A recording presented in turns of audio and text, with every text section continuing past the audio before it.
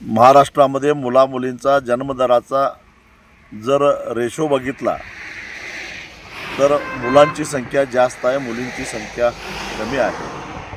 हजारी साधारणपणे 160 पासून 120 पर्यंत मुलींची संख्या बर्थ रेट कमी आहे. गेल्या 15-20 वर्षामध्ये हळूहळू हे घडत गेलेलं आहे आणि त्याचे आता सामाजिक परिणाम दिसायला लागलेले आहेत.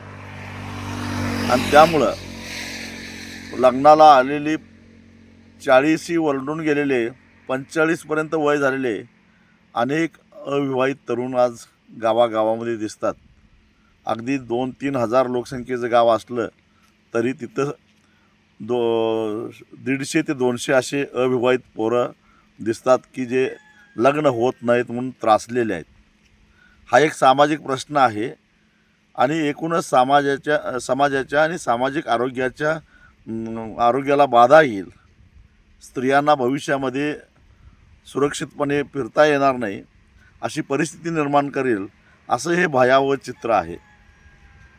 त्यातही मुली किंवा मुलीचा बाप नवरा निवडत असताना सगळ्या ज्या तपासणी लावतात त्यात सगळ्यात शेवटी ग्रामीण भागातला शेतकरी राहतो. आणि त्यामुळं कुठल्याही जाती धर्माचा असो, परंतु शेतकरी वर्गातला मुलगा त्याला लग्न करणं फार मुश्किल झालेलं आहे.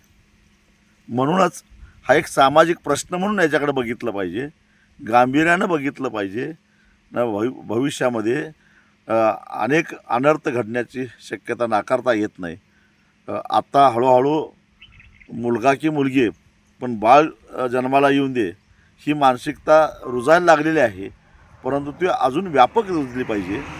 उलट मुलगी जन्माला आली तर मोठ्या प्रमाणामध्ये आनंदोत्सव साजरा करायची प्रवृत्ती वाढली पाहिजे. तर कुठं हळूहळू अजून 15 वर्षानंतर ह्या परिस्थितीमध्ये बदल होईल असं एकूण चित्र आहे.